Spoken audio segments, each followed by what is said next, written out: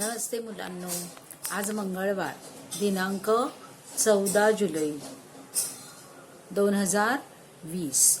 काल आपण 19व्या धड्याचं वाचन करत होतो. त्याच्यामध्ये 96 आणि 97 पानं आपण वाचली.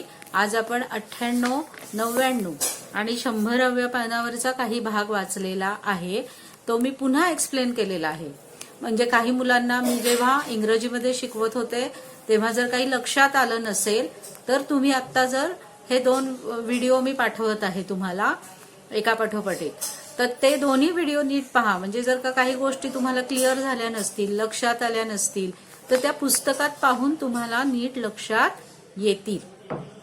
जेव्हा हे व्हिडिओ तुम्ही पाहता तेव्हा पुस्तक समोर ठेवायचे आणि त्या शब्दांचे अर्थ मी सांगितले तसे पुस्तकात लिहायचे आहेत. मी त्या पुस्तकाच्या पानांचा फोटो पण पाठवायला सांगणार आहे, म्हणजे मला कळेल की तुम्ही तिथे शब्दार्थ लिहिलेत का नाही. येते ना लक्षात? चला आता आपण वाचन करूया. ट्राय दिस.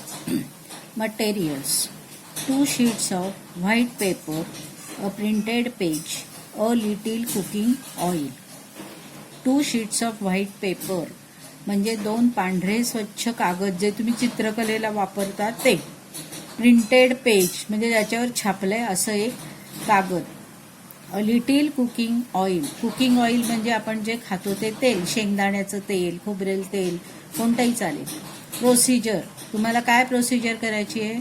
रब a little oil on one of the white sheet. जे तुम्ही 2 कागद घेतलेत त्यातल्या एकावर जे तुम्ही तेल घेतलेलं आहे ते तेल लावायचं आहे, असं चोळायचे. Now place the sheets on the printed page. आणि ज्याला तुम्ही तेल लावलेलं आहे तो कागद आता ज्याच्यावर लिहिलेलं आहे अशा कागदावर ठेवायचा आहे. 1 by 1 एक एक करून. And try to read the matter through each sheet. आणि काय लिहिलंय त्या कागदावर ते वाचता येतंय का त्याचा प्रयत्न करायचा. What do you find. तुम्हाला काय दिसतं? You cannot read the matter through the ordinary sheet. जर तुम्ही साधा चित्रकलेचा पांढरा कागद पुस्तकावर ठेवलात आणि खाली काय लिहिलंय ते वाचायचा प्रयत्न केला तर तुम्हाला वाचता येणार नाही. But you can see through the oiled sheet of paper. म्हणजे ज्याला तेल लागलेलं आहे, जो तेलकट झालाय कागद, तो कागद जर तुम्ही ठेवलात प्रिंटेड पेपरवर तर खाली काय लिहिलंय ते तुम्हाला नक्की वाचता येणार आहे. आता तुम्हाला याचं साधं उदाहरण सांगते. तुम्ही जेव्हा एखादी गोष्ट हॉटेलमधनं मागवता किंवा बटाटे वडा वगैरे तुम्हाला कागदात बांधून येतो तेव्हा तो कागद तेलकट झालेला असतो आणि तो जर कागद तुम्ही तुमच्या पुस्तकावर ठेवलात किंवा असा पुस्तकावर धरलात तरी सुद्धा तुम्हाला खालची अक्षरं दिसतात. The oil makes the paper translucent. TRANSLUCENT. Translucent म्हणजे अर्धपारदर्शक.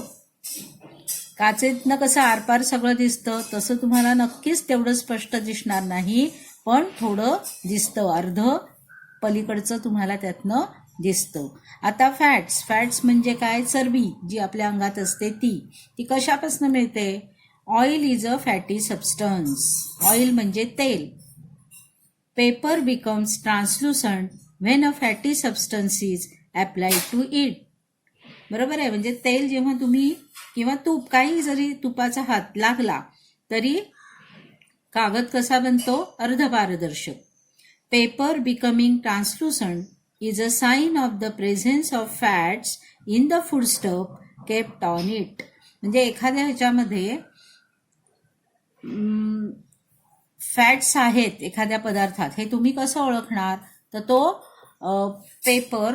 पेपरवर तो अप्लाय करायचा, ठेवायचा असा आणि दाबून बघायचं. शेंगदाण्याचं कूट ते जर तुम्ही घेतलं कागदात आणि त्याची अशी पुडी बांधली तर तो पण तेलकट होतो, म्हणजे त्याच्यात काय आहे? फॅट्स आहेत हे सिद्ध होतं. Fats in our food also provide energy to our body. मग आता फॅट्सचा आपल्या शरीराला उपयोग काय? तर फॅट्स आपल्या शरीराला काय देतं? एनर्जी, काम करण्याची ऊर्जा. They give twice as much energy as carbohydrates. कर्बोदकं आपल्याला जेवढी एनर्जी देतात त्याच्या दुप्पट एनर्जी आपल्याला फॅट्स देतं. But we include a smaller quantity of this constituent in our diet. असं जरी असलं तरी हे जे फॅट्स आहेत म्हणजे तेलकट आणि तुपकट पदार्थ आहेत ह्याचं प्रमाण आपण आपल्या आहारामध्ये कमी वापरतो. But we include a smaller quantity of this constituent in our diet. आता फॅट्स कोणत्या कोणत्या पदार्थातनं मिळतात? क्रीम, CREAM, क्रीम म्हणजे साय, बटर, लोणी, घी, तूप आणि ऑइल म्हणजे तेल कोणकोणत्या प्रकारची असतात? अक्रोडाचं, बदामाचं, सूर्यफूल, शेंगदाणा, खोबरेल तेल, ही सगळी तेलं are examples of fats. Nuts म्हणजे शेंगा, मीट म्हणजे मटण, एग योक म्हणजे अंड्याच्या आतला बलक असतो तो also contain fats. The fats we eat get stored in our body. जे आपण खातो तर आपण म्हणतो की नाही, मला खूप जाड एखादा माणूस असला की आपण काय म्हणतो, तो किती फॅटी आहे, म्हणजे त्याच्या अंगामध्ये फॅट्स शरीराच्या खाली, स्किनच्या खाली साठलेले आहेत.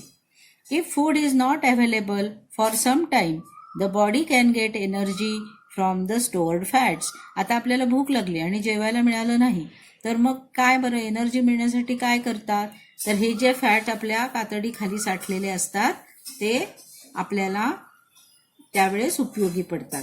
There is a layer of fat under our skin. Skin म्हणजे आपली कातडी. It give shape to the body and like a blanket also prevents loss of heat from the body.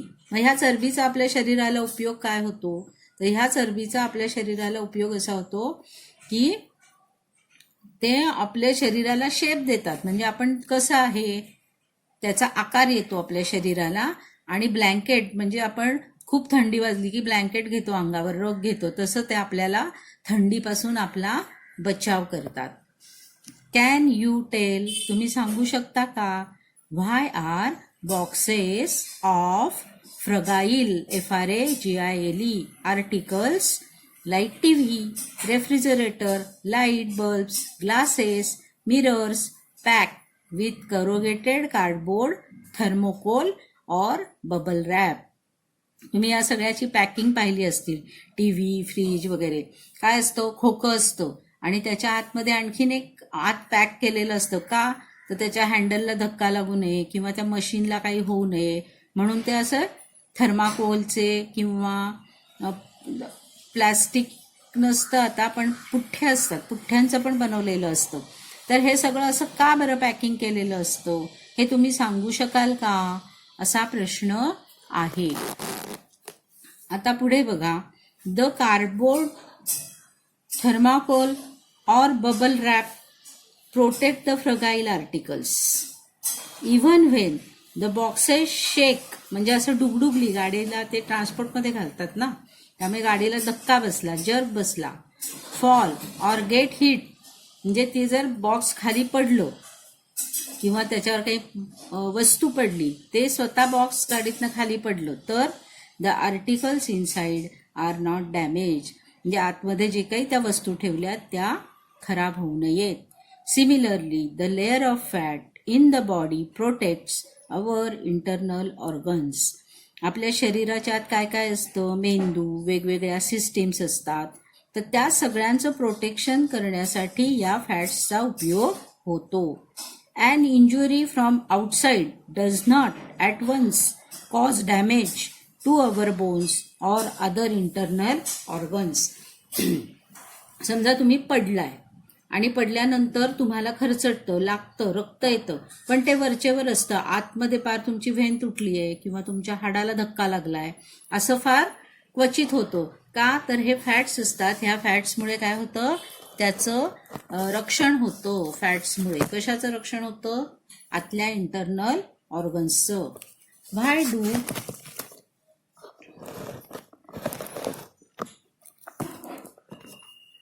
Why do we use a padding of cloth under a mortar when we place it on the floor and pound something in it. आता आपण खलबत्त्यात घालून काहीतरी कुटतोय, त्यावेळेस आपण काय करतो, खाली एखादा कपडा किंवा एखादी अशी जाड वस्तू ठेवतो. त्याचं कारण काय बरं आहे? Can you tell? Suppose a wall is to be build. The cement, sand, water is all there, but the mason says the most important material is still missing. What can that be?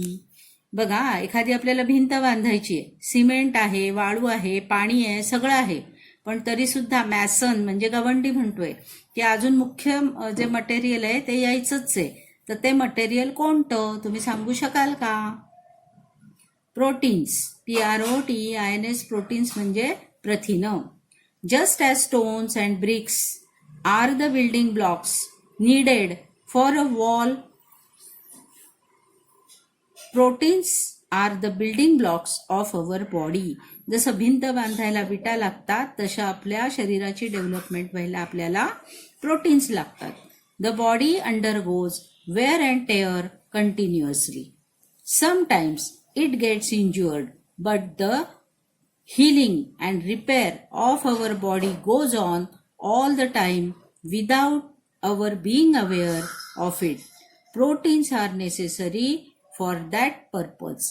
Proteins are required in plenty during the growing years of a person's life. जसं भिंत बांधायला विटा लागतात, तसं शरीराची बांधणी करायला, त्याचा मेंटेनन्स ठेवायला काय लागतं आपल्याला? प्रोटीन्स लागतात. कळतंय? येतंय लक्षात? मेजर सोर्सेस ऑफ प्रोटीन्स हे चित्रात तुम्हाला दाखवले आहे. All the different dals, pulses, groundnuts, milk and milk products like yoghurt, khoya and paneer.